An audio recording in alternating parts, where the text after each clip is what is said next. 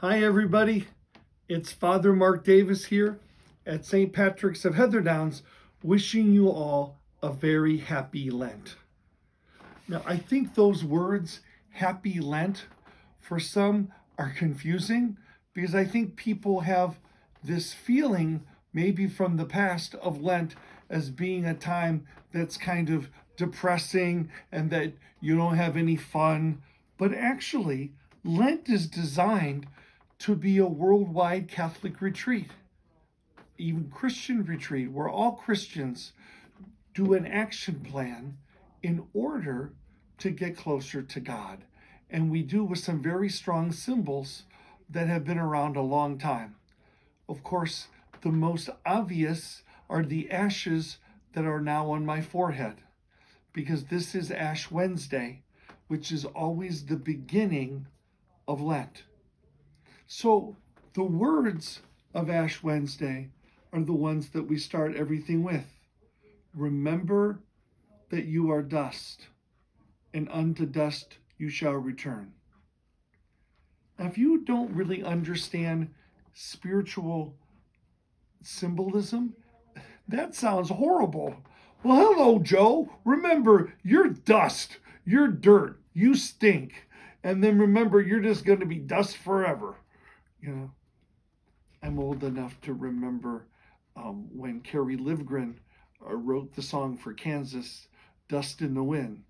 All we are is dust in the wind.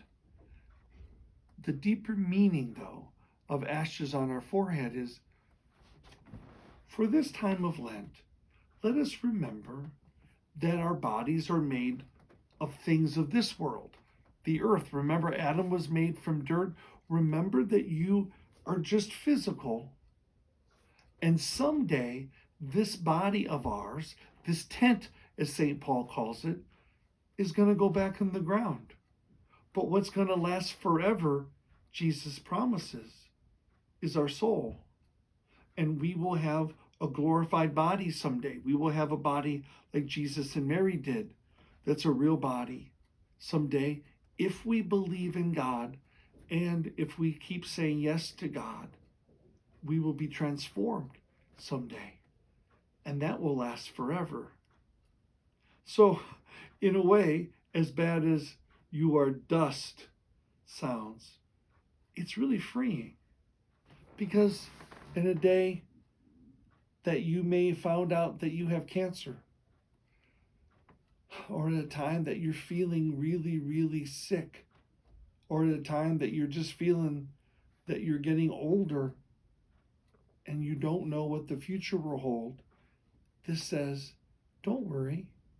This is just this world. There's a whole new world to look forward to. There's more than this. So often it seems, I'm sure Jesus felt the same way, that we do good, but it doesn't get us anywhere. See, the ashes remind us everything of this world passes away. And even as much as a lot of money and wealth and power can do things for us in this world, we don't take it with us. So if we don't have those things, it's okay, because it's not going to last forever. A few years ago, we started also saying, as an alternative, to repent and believe in the gospel, because the ashes remind us to be able to turn away from the things of this world that may take our time, may even distract us from God's Spirit, and to come back. So come along with us here at St. Pat's or whatever church that you go to, and let's look forward to a happy Lent. On Fridays, we won't eat meat. We will abstain from meat. And people say, why that? Well, my understanding is in the Middle Ages, people were saying in Lent or all the time, let's always fast on a Friday, on every Friday, because that's when Jesus died on the cross. So we should eat less to be able to leave more room and a hunger for God's Spirit. That's how it works, isn't it? Sometimes we have to practice saying no in order to make room for God. So then people say, if we're supposed to fast every Friday, what kind of fast is it?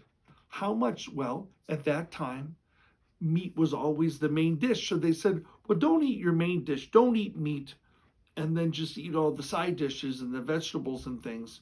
And then that will be your meals for the day. So that's the idea. It isn't that anything that cows and chickens did, it's so it really doesn't make sense in the spirit of abstinence on Friday during Lent. It doesn't make sense to be able to go to a seafood restaurant and order crab, and steak, or crab and lobster, and just pig out. It's supposed to be, let's eat a little less as a reminder of Good Friday in order to grow spiritually. Now, of course, if doing things during Lent to be able to say no to food and especially sweets, if that no helps me to grow spiritually and shrink a little in my belly, that may be a bonus. But the purpose is spiritual. So we'll abstain from meat on Fridays. We'll also pray the Stations of the Cross here at St. Pat's at 6 o'clock every single Friday. And again, that is a reminder of that last day of Jesus, that we're going to suffer too. Remember, you are dust. And if things are going horribly here, don't give up hope, because God is forever and our soul will live. And it gives us hope that we will go through our sufferings, just like Jesus did, to new life. So we abstain from meat. We fast on Good Friday and Ash Wednesday. Just have one full meal and a couple of small ones. We also are encouraged to be able to pray more. A lot of people go to daily Mass during Lent. And if people have not been coming to Sunday Mass every week, they really try to make a point of it, for sure. You might want to check out St. Pat's Bulletin, and are on our website to see all the things that we have going on to help you during Lent. But we're going to abstain from meat. We're going to fast a couple days. And we're all going to give some things up, give more, and pray more. On Ash Wednesday, which is today, here at St. Pat's, we'll have Masses at 7 a.m. and 8:45, noon, 2 p.m., and 6 p.m. We have figured out a way to be able to apply the ashes that we think is very, very safe. So if you can't join us live, please tune in at 8:45 in the morning and 6 p.m. and we'll have an opportunity to drive by the Holy Family Center parking lot after those two Masses that will be streamed to receive ashes and communion if you wish. As we begin Lent, I invite you with me to write down what we're going to do and what you're going to do.